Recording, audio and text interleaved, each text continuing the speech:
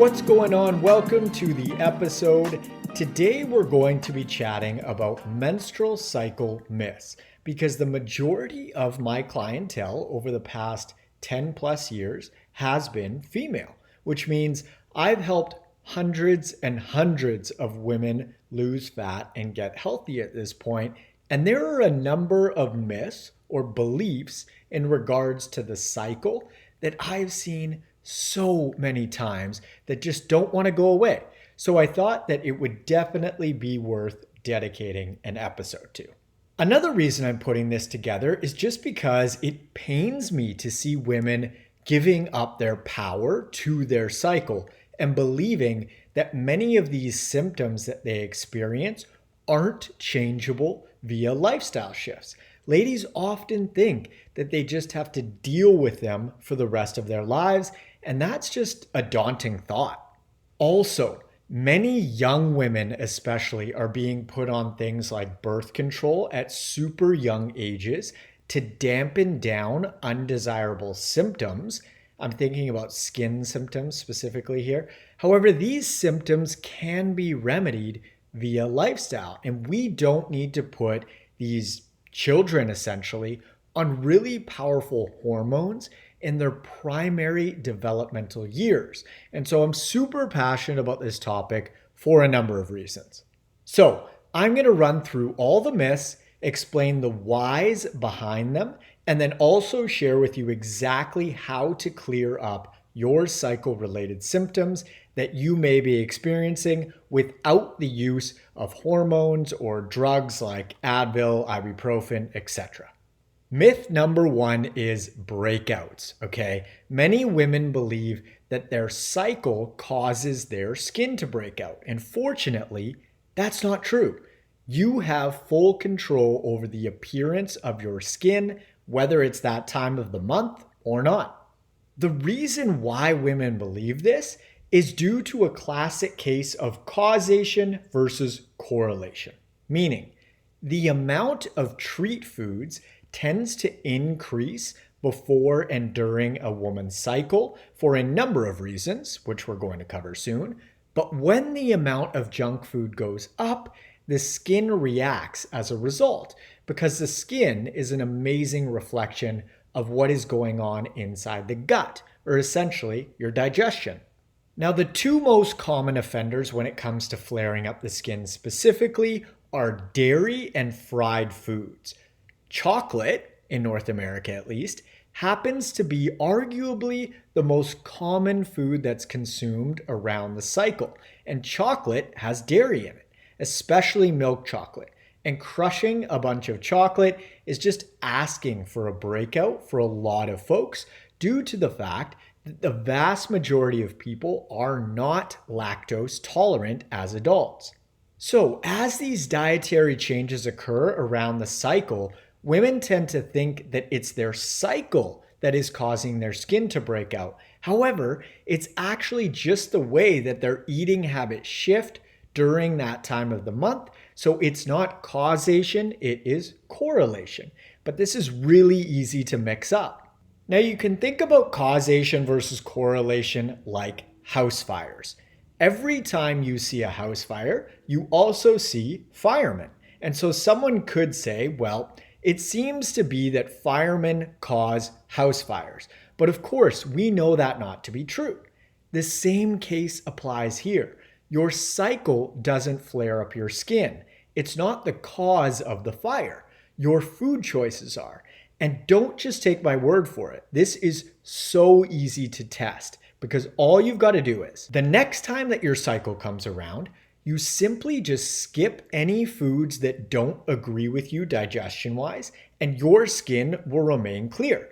Skip the chocolate, skip the treats, eat solely single ingredient whole foods, and you will see the results for yourself. Myth number two ties in with myth number one, and it is bloating and digestion issues. We've got the exact same causation versus correlation case on our hands here. As food choices get funkier and funkier around the cycle, digestion bloating, and water retention increases, which totally makes sense because it doesn't matter if it's that time of the month or not. If you're eating foods that don't agree with you, they are going to cause bloating and inflammation regardless of whether you have your cycle or not. Men experience this too. But again, don't take my word for it. You can test this. For your next cycle, stick to single ingredient whole foods throughout the whole thing, and you will see your digestion stay right on track. And you'll also see virtually no bloating and stomach distension. I've had so many clients experience literally zero bloating and digestion troubles on cycle, and these same gals had tons of trouble before we started working together. And the only thing that we changed was their diet and lifestyle. And feeling bloated just sucks. So this is amazing news. Myth number 3 is cravings. Oh boy, I said it. Cycle-related cravings are a myth. And before you start cussing me out, this is backed up by research, okay? And it is fascinating. A study specifically looked at chocolate cravings around the cycle in women living in the US. And they found that women born in the US experienced chocolate cravings around their cycle at a far higher rate than foreign-born US women, meaning women that were born abroad and then moved to the US afterwards. And it turns out that the longer a family had been living in the US, the stronger the likelihood of chocolate cravings there were. Meaning, foreign-born women experienced the fewest chocolate cravings, if any at all. First-generation women experienced more chocolate cravings comparatively. Second-generation women experienced chocolate cravings even more frequently, and so on. And they found that even foreign-born women who identified less with their native culture and more with US culture experienced higher rates of chocolate cravings than foreign-born women who identified more with their native culture. Meaning, the more that these women identified with US culture, the more likely that they were to experience chocolate cravings. So interesting, right? Cycle-related cravings are not physiological. They're cultural. And a classic example of this that we're all familiar with is the concept of comfort food. Comfort food varies depending on where you are in the world. Also, comfort food to me is my mom's homemade spaghetti with my aunt's homemade cheesecake for dessert. That is not your idea of comfort food. Your idea of comfort food is whatever you associate with comfort, and it's entirely individual. We've got the same deal here with chocolate cravings around the cycle. They are cultural. They're not biological. Now, there have been people that have tried to connect biological dots, and I always find this funny because I remember specifically someone saying to me that women crave chocolate around their cycle because of the magnesium content in chocolate. And if that were the case, women would crave pumpkin seeds because they are the densest food form of magnesium. They contain 300% more magnesium than chocolate. It's sort of like when folks try to say that red wine is healthy because it contains resveratrol. Alcohol is poison, right? But we love drinking it. And so people do these studies with the intention of cherry picking a single nutrient in something that we just enjoy consuming. And then they try to fit that into some sort of belief or narrative that they just want to believe to be true. Women crave chocolate around the cycle in North America because A, the old folklore is women crave chocolate around their cycle, and B, it's just delicious, and that's why folks want it. The only actual physiological craving that hypothetically makes sense is craving something like red meat around the cycle due to blood loss. Red meat is the most bioavailable form of iron for the human body, and so when women are losing blood, they're losing iron, and so if anyone was going to make an argument for a legit physiological cycle-related craving, it would be that. Also, we all generate routines and association, and we can establish routine very, very quickly. For example, if you go to the airport and you're waiting for your flight and you grab Starbucks and it's delicious and it perks you up, you get that caffeine kick, and now you're even more excited for your trip. The next time you go to the airport, you grab Starbucks again, and the same increased alertness and excitability happens via the caffeine, and all of a sudden, your routine every time you go to the airport is that you grab a Starbucks. Now, it also helps that Starbucks is available in virtually every single airport, right? But this pre-flight Starbucks becomes your travel routine / association, and the same idea is often applied to your cycle. Women develop these routines of, say, curling up on the couch with their favorite bar of chocolate, a warm blanket, a heating pad, and a movie. And this routine becomes just what they do. And I'm not saying that this is necessarily bad. I'm just saying that it has no physiological basis. You aren't controlled by your chocolate cravings around your cycle. You've simply been conditioned to think that it's par for the course, but it's just not. It's a belief, it's culture, it's made up. Now, having said that, if you just like or want to eat chocolate or whatever you happen to want to eat around your cycle, go for it.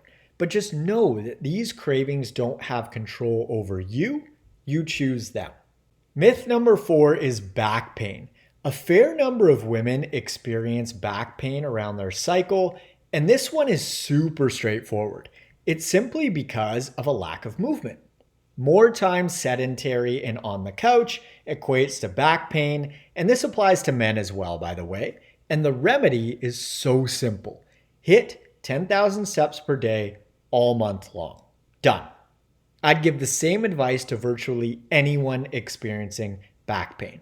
In 99% of the cases, it's the result of lack of movement. Myth number 5 is interrupted sleep. Now, when we look at some of the other myths and the behavior associated with them, like eating more treats, digestion and bloating issues, not moving enough, these are all going to impair your sleep quality. For example, eating more funky foods is going to dysregulate your blood sugar and therefore lead to more frequent nighttime wake-ups. Digestion and bloating issues via treats are going to impair sleep quality as well. Not moving enough means that you likely didn't spend enough time outside getting daylight exposure, and therefore your circadian rhythm gets messed up, as well as the lack of movement, i.e., low energy expenditure leads to restlessness and lower quality sleep. The easiest way to think about this one is how well you sleep after a really, really active day. So let's say that you go for a 4-hour hike one day. You sleep like a baby, right? On the other hand, let's say that you don't see the light of day because you were curled up watching movie after movie. It's often hard to sleep that night, right?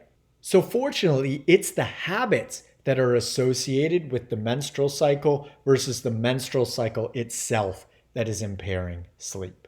Myth number 6 is low energy and moodiness. Now, you're probably putting all of these pieces together at this point and seeing the big picture lifestyle recipe that is behaviors around the cycle that are creating this stuff, okay? So more treat foods leads to bloating and digestion issues, which leads to less movement, and less movement leads to poor sleep, and poor sleep equates to a higher likelihood of low energy and moodiness, and low energy leads to more funky food decisions, and the cycle goes on and on and on. All of these things are essentially lending themselves to one another. And so that's why we see these clusters of PMS symptoms and believe that it's the cycle itself because it's become so common. It's not normal, but common. And it makes perfect sense, right? Because if you just take out the menstrual cycle itself, you're still going to experience all of these symptoms no matter what time of the month it is, if you engage in these behaviors. Even if you're a man, it's not even a female thing, it's a human thing. Myth number 7 is sort of a myth and sort of not, and it is cramps. Okay, menstrual cramps are real. Women aren't making them up. However, what I see in my female clients is that the healthier and healthier that they get, the fewer and fewer cramps show up cycle after cycle. Meaning, the better and better your lifestyle choices become, the fewer and fewer cramps you will experience. For example, when a woman starts working with me, her first cycle is far better on the symptom front than usual. Her second cycle is even better yet, and so on. These symptoms just continue to improve month after month and ultimately often disappear. Now, I've seen some stuff associated between consuming a lot of seed oils and PMS cramps specifically, and a lot of folks are pointing the finger at seed oils for causing just about every single health issue on the planet right now, and I see where they're coming from. However, they're so hyper-focused on seed oils themselves that they're missing the forest for the trees. Seed oils are things like soybean oil, cottonseed oil, rapeseed oil, etc.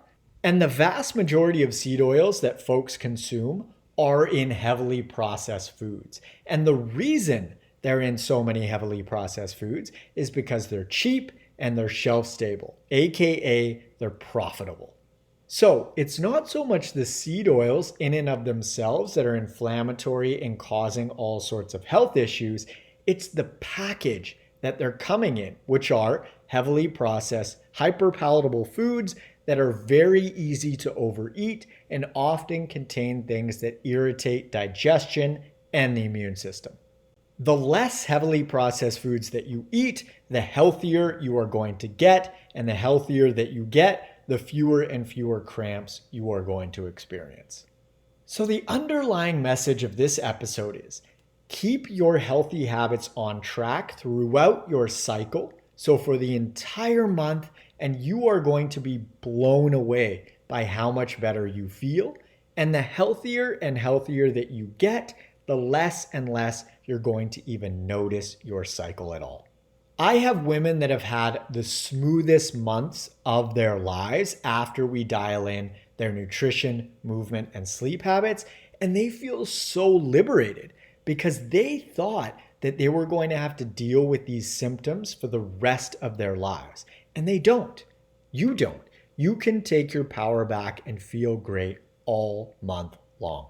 Now, a tricky little psychological factor at play that I absolutely think is worth mentioning.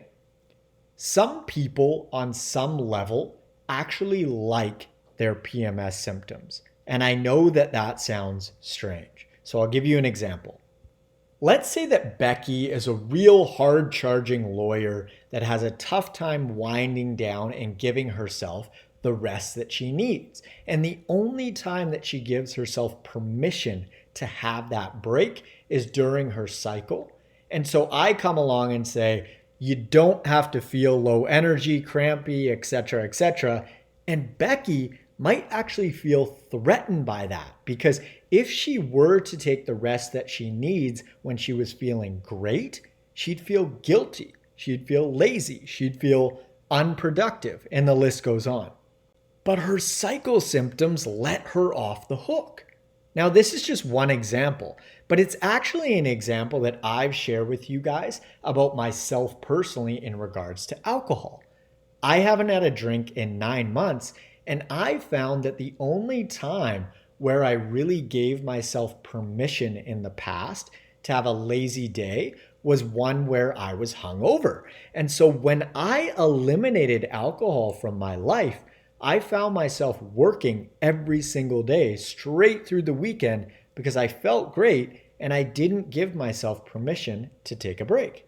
So this is actually something that I've had to be really aware of since becoming sober. And I have to go out of my way to say, hey, Marcus, take a breather, dude. You're not working this afternoon.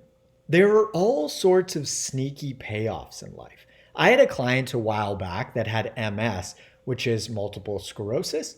And MS is an autoimmune condition where the immune system attacks the nerves, essentially. And we figured out that she was completely gluten intolerant. And so whenever she had gluten, she would get exhausted and it felt like the blood was boiling in her legs and feet. Her words, not mine. Now, the most interesting thing about this client of mine was that if she skipped gluten, she felt amazing and life was dandy. However, she still ate gluten on a regular basis. And you might be wondering, why? As our work progressed together, she finally acknowledged that when she had an autoimmune flare-up, that was the only time that her family noticed and acknowledged all of her contributions around the home. The cooking wasn't done. The cleaning wasn't done. The house was a mess.